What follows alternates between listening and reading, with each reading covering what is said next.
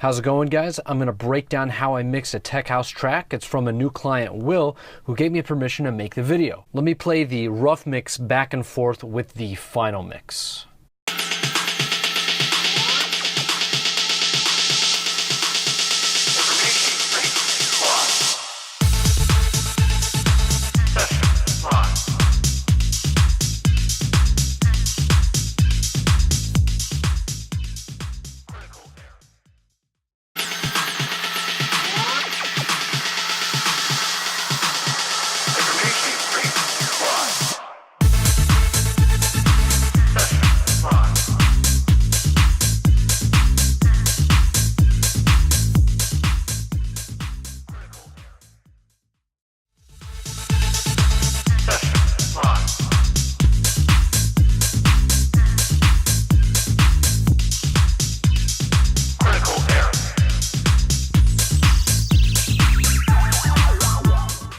Now this was a one-day mix. I have two price points for mixing, a one-day mix and a two-day mix. On a one-day mix, I'll get the main arrangement elements sounding as good as possible, definitely club ready. And for a two-day mix, I'll really get into the details and get the track as label ready as possible. Since this is a one-day mix, it gives me a good opportunity to show how I would tackle the main arrangement elements without having to get too detailed. Well, isn't that convenient for you? But if you're interested, I do have a 13-hour mixing stream on my Patreon page showing how I mix my track freaky shit. And you can get access to those more detailed videos by supporting me for just $1 a month. Also, all Patreon supporters get 50% off mixing and mastering. Now I think about mixing tech house in two parts. First, creating a stage, and second, creating that stage for the different arrangement characters that momentarily steal the spotlight. The stage is built with your basic beat, your top and bottom grooves, the space you define, and the vibe that you create. What remains are the special moments that are created by your mid-range interest points, like synths, vocals, and effects. These are the characters that you set the stage for. These are the characters that momentarily steal the spotlight. So for me, every mix starts with setting the stage. I'll start with a basic beat, the kick, clap, and open hat, then move on to the low end groove, then the top end groove, and I'll define the space and vibe along the way. Alright, so here's the original kick, and here's the mixed version. The main things I needed to do were add more punch, pull out some of the tone, and tame some of the top end. Now the kick is made up of 3 layers. The first layer is just the main layer. It's the original kick, and I'm using a limiter to bring the level forward, bring out some tone and a little bit of distortion. And so before and after. The second layer is a parallel transient layer. I just duplicated the first layer and added this LFO tool so I could single out the transient. Now the final layer is a parallel compression layer. Again, I just duplicated the first layer down and added the CLA2A. This is doing some heavy compression. And that's just going to add a little bit more punch. So let me add these 2 layers in one by one.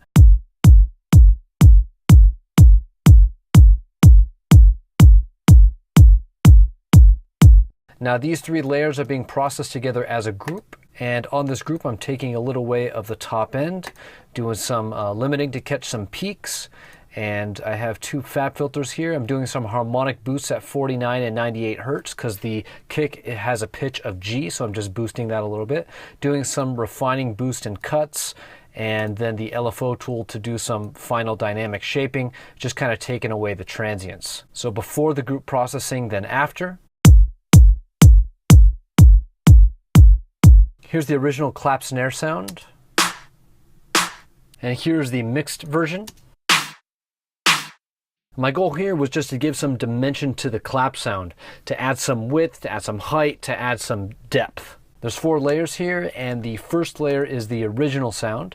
And I'm just taking out some lows, and I'm distorting at 1K for some presence, and using the LFO tool to take a little bit away from the transient to make room for the transient clap layer, which we'll get to in a second. So before then after. The next layer is a layer that I added. It's a snare from Cymatics, And I'm doing a technique where you boost a frequency into a saturator. That saturator is going to generate harmonics based off of that frequency, off the boosted frequency, and then you cut the frequency by the same amount post-saturation just to restore the balance. I'm using Valhalla's medium ambience just to widen the sound a little bit. A transient designer to both make room for the transient clap layer, but also to bring the back end of the snare sample up. A little bit of refining EQ in the low mids, some distortion at 3K for some presence, and the LFO tool here to chop the sound off at the open hat, and then another LFO tool to make sure the sound doesn't bleed over into the quarter note. So before then after the processing. The third layer is another sample I added. It's a top transient layer to get the clap to cut through the mix. I have some distortion here at 3K for some presence, removing some lows, a little boost at 3K, and then some saturation for a little bit more presence, and the LFO tool to single out the transient. So before then after. The final layer is a snare air layer. It's a snare, but I'm just keeping the air of it. So I have some distortion here at 7K, just pushing the air, some filtering up to 3K, and the dimension expander here just to give it a little bit of width. So before then after. So those are all the clap snares. Let me just bring them in one by one.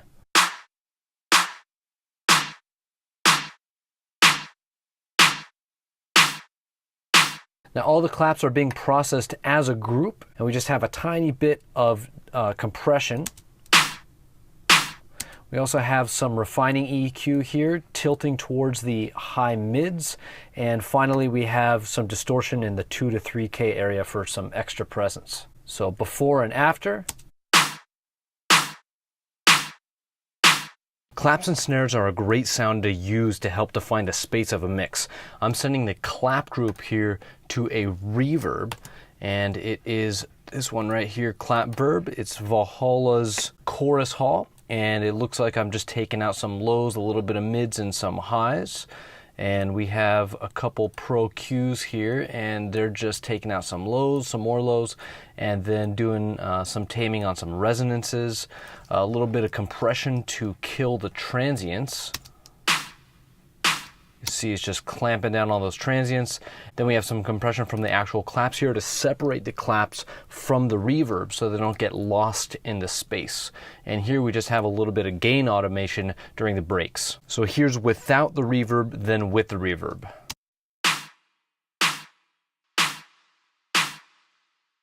Here's the original open hat. And here is the mixed version. There are 3 layers. This first layer here is the original hat, but this sounded to me more like a supportive top layer than the main hat sound. So I did a little bit of widening with a little micro shift, and then with the Pro Q here, I'm taking out some lows and cutting a little bit of harshness, and then I'm also compressing here around 6K just to tame a little bit more harshness, and finally some distortion here at 7K. So before, then after. Now this first layer is being sent to a reverb, right here, wide hat verb, and we're using the Valhalla room, the tiled room sound here. Then we have a limiter just taming some peaks, and we have the LFO tool here chopping the reverb off before the next beat, and we have a little bit of high passing up to around 4K. So without the reverb, then with the reverb. This second hat layer is one that I added, and I didn't feel that it needed any processing. Now this third hat is another hat that I added. I'm just taking out a little bit of lows and doing just a little bit of refining EQ, and that sounds like this. So these are all the hat layers. Let's add them in one by one, starting with the original.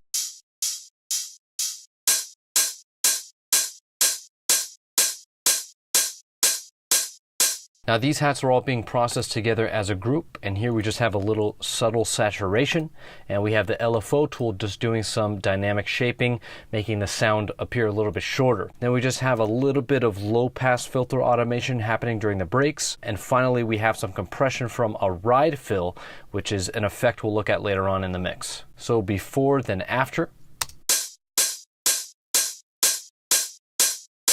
Now the claps and hats are being processed together as a group on this drum bus. And here I'm just taking out a little bit of lows. I'm using the Kramer tape plugin from Waves to add some tape saturation, soften the highs, and just add a little bit more character.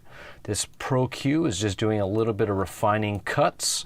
And I'm adding some air, some top end with this famous Moog air band. Here we just have a little bit of compression to glue this all together. And again, we have some compression from the ride fill effect we'll get to shortly. So before then after. To further define the space of the mix, these drums are being sent to a plate reverb. This is the Lexicon Medium Plate 2 preset here, and I'm just taking out a little bit of lows with the EQ8. So without the reverb, then with the reverb.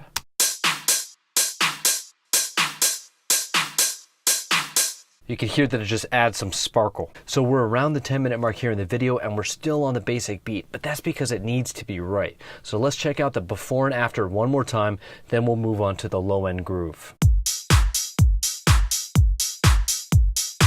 And then the mixed version. Next we need to get the low end groove right, and that means the bass sound and how the bass interacts with the kick. So this is the original bass sound. And this is the mixed version of it. I really just wanted to fatten up the low end and give the bass a constant presence. So this means a lot of compression. Let's turn these on one by one. We have some overdrive at 110 Hertz to bring out some of the lows. We have some low passing with a tiny resonant bump. We have the R bass here for some fatness. Now the R bass is a processor that creates low frequency harmonics that imply a lower fundamental. In other words, it just makes things sound fatter. Sounds quieter now just because I'm gaining it down a little bit. Next we have the CLA 3A doing some pretty heavy compression. And we have the supercharger here, which is adding in a little bit of mild saturation and some fat character. And here with the Pro Q, we're just tightening up some of the low end frequencies. Some multi-band compression here with the Pro MB.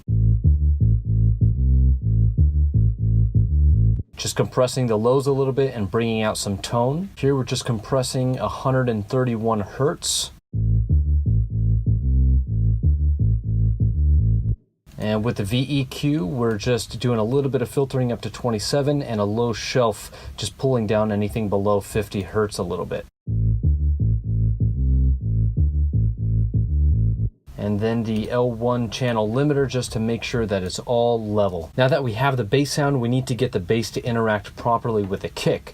And so here's a whole slew of sidechain compression plugins. I like to start with the LFO tool and just move these nodes around to get the right pump with the kick. It's really in the details, and then use this depth knob just to make sure I'm not overdoing that pumping effect. I also like applying a little compression from the actual kick drum in the track. To me, it makes the groove feel a little bit more organic because the bass is actually interacting with the kick in a real way. We have a tiny bit of compression here from the open hat, and then we have a little bit of compression from the leads, which we'll get to in a second. So before and after these sidechaining plugins.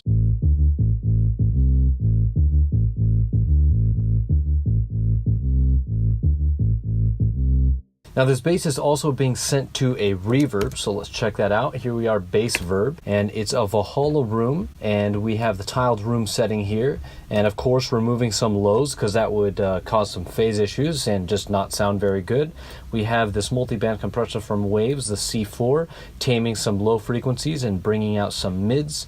And then we have the LFO tool and the compressor, the sidechain compressor, which are just copied from the bass channel. So without the reverb, then with the reverb.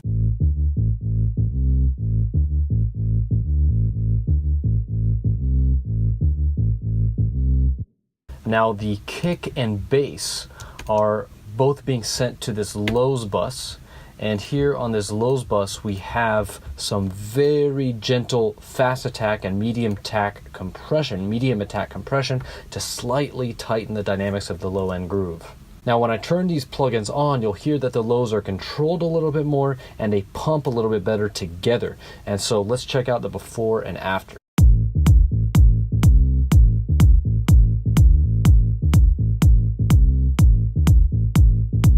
So what we have now is the most important ingredients, the basic beat and then the low end groove, the drums and then the lows bus here. So let's check this out.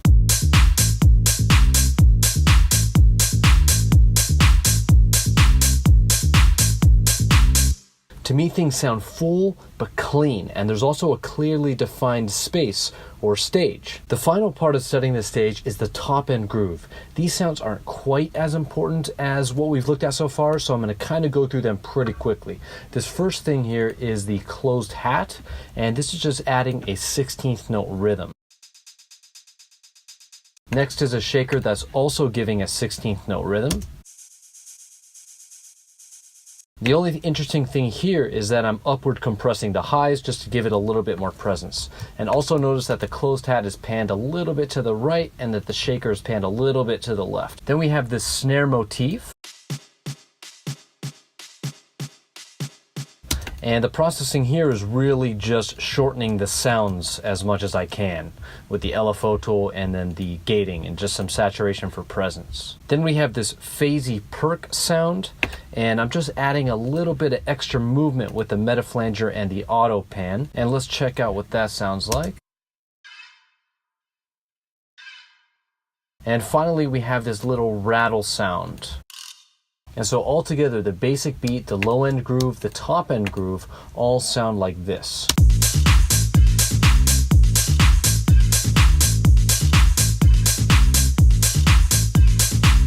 This is the stage for the track, and now what we're going to do is look at a few of the synths, vocals, and effects that really just bring this track to life. Now Will, he has this exciting lead sound, this contrasting lead sound, these vocals, critical error, program active, this energetic ride layer that sits on top of the leads and is also triggering compression on the drum bus as we've seen earlier. This really cool down effect that reminded me of a bird.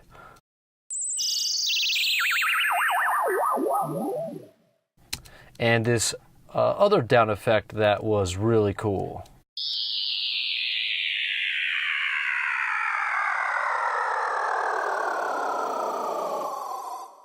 Alright, so let's check out the mixing on these guys. Now for the lead sounds, we have two layers. This is the first layer. And the processing here, we just have some EQ to take out some harshness and some distortion at 2K for some presence. So before then after the processing.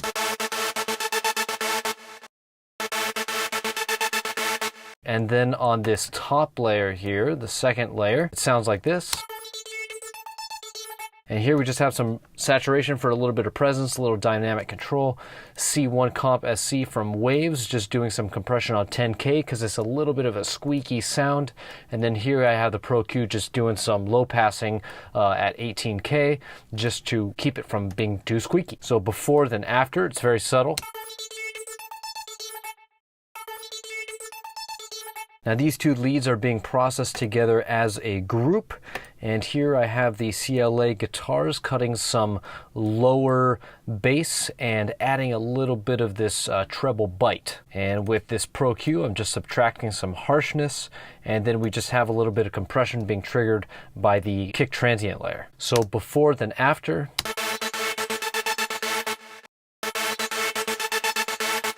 Now these leads are being sent to several effects. The first is a reverb here, lead hall, and I'm using the Valhalla room and the chorus hall setting.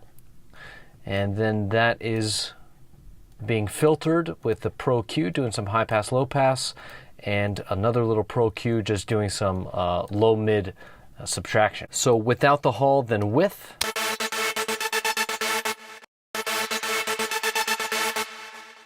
The leads are also going to this next one, the lead ambiance, which is just a Valhalla room, and it is the medium ambiance that I've been using elsewhere in the session. So without, then with.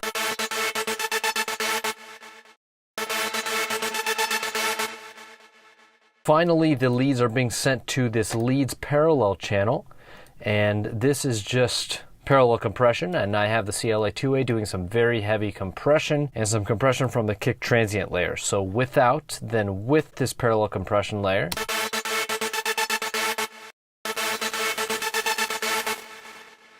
And then without, and then with all the send effects.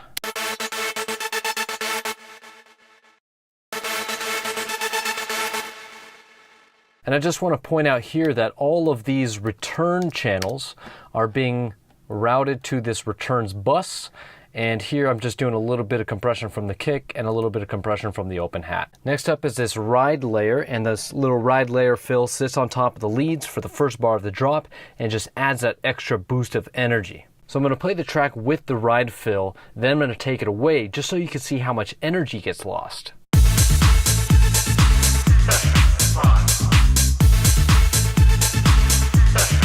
Not even close, right? Now with the ride fill, I'm using Isotope's Ozone Imager, multiband imager, and here on this lower band, I'm collapsing the image a little bit because I want the synths to have the width, and I don't want the ride to get in the way, but then I'm doing the opposite in this top band. I'm widening it, that way the synths have that top layer, that top wide layer. Now with the Pro Q, I am taking out a little bit of harshness here at the top, and distorting 7K for some presence, taking everything out below 3K, and finally just some compression from the kick transient layer. So let's check out before then after. And before and after with the leads.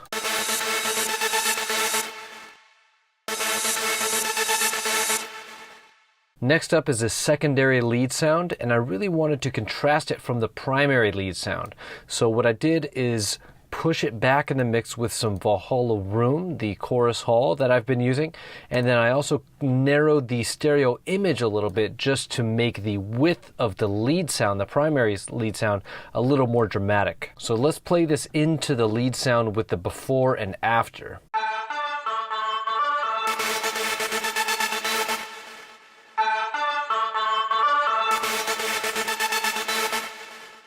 All right, and next up we have these vocals. Now the vocal sound was actually pretty cool, but they were just a little bit too harsh. So most of the processing here is corrective. So we have the dimension expander for a little bit of width. We have some pre-compression limiting just to give the CLA2A here an easier time. Then we have the Pro Q cutting some harsh resonant frequencies. Another Pro Q cutting some more frequencies, harsh frequencies. The C1 Comp SC compressing some pretty abrasive harshness around 1K. The Metaflanger for a little bit of stereo movement. And then the L1 here to level out the signal from the Metaflanger. And finally, some Pro Q just doing a little bit more refining. And then we have a little bit of sidechaining from the kick. So before then after. Program active. Program active. Program active.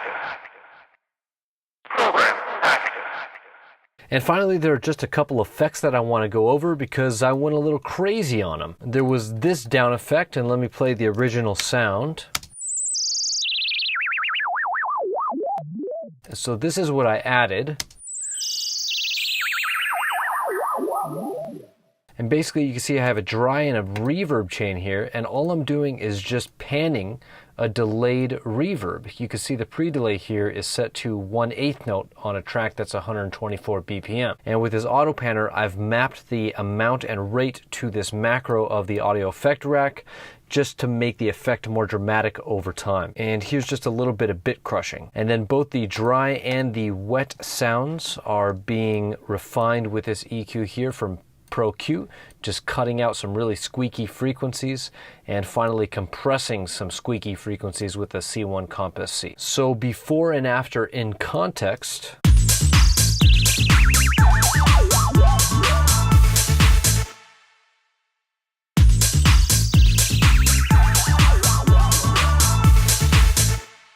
And then there was this other down effect that was really cool.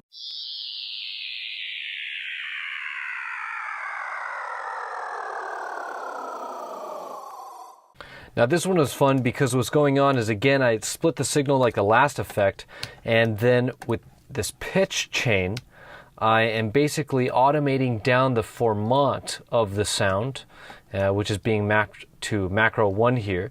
And at the same time that the formant is dropping, I'm increasing the reverb. And so the sound is getting deeper, or at least one layer of the sound is getting deeper and is getting just bigger into the reverb. Now both the dry and the pitch chains are feeding into this OTT, and the dry wet is automating down to de-emphasize the top end as the sound decays. You can really hear the OTT adding some harsh presence to the beginning of the sound, so let's check that out. Before and after.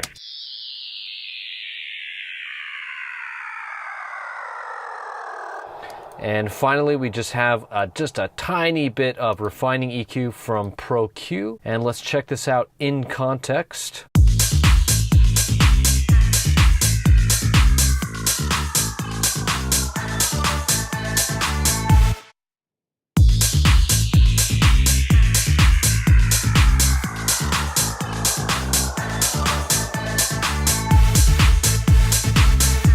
And so those are the main sounds of the track. As I said, this was a one-day mix, so I spent most of the time making the big production elements sound as amazing as possible. As far as the rest of the elements, I did a little processing here and there, but it's mainly about setting the right level. Actually, it's all about getting the right level for everything in mixing. And unfortunately, that's not an easy thing to teach. One reason is that it's really subjective. So if we take these clap layers, for example, there's 4 of them.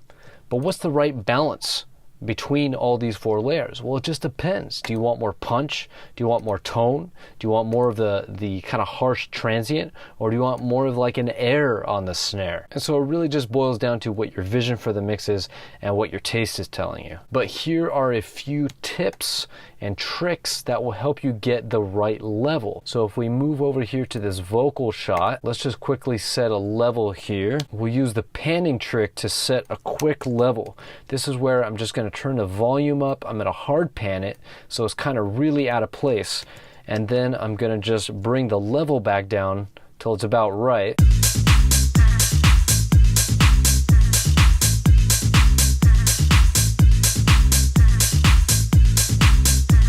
So that sounds pretty good. Let's just move it back to the center.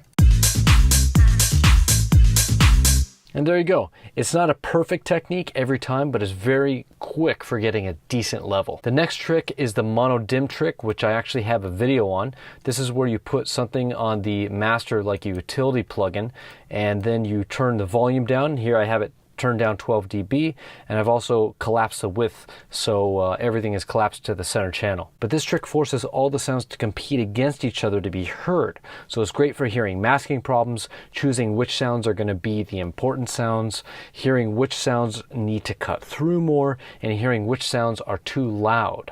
And the last trick is referencing. Now, if you're mixing someone else's music, it's good to constantly reference the rough mix, the client mix. Or if you're mixing your own music, then use one of your tracks or a similarly arranged track from a different artist as a reference. But referencing in conjunction with the mono dim plugin is seriously where I learned how to set levels properly, and I still use both techniques constantly. And just to give you a quick demonstration, if I just flip back and forth between the rough mix and then my final mix, you'll hear that they're pretty similar. Let's check it out.